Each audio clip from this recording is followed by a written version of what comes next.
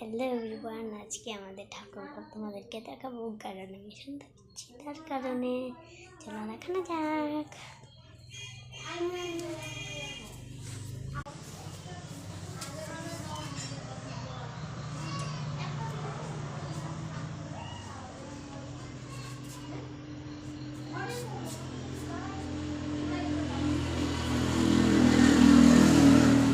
এটা বিবাহবাসিনী ঠাকুরের মূর্তি আর এটা আমাদের সিংহাসন।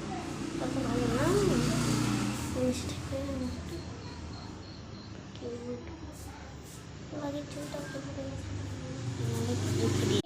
শিব ঠাকুরের পুজো দেওয়া যাবে না, কারণ শিবরাত্রি যে আমাদের পুজো দিতে হয় শিবরাত্রির সময়, তার কারণে এখন যাবো না।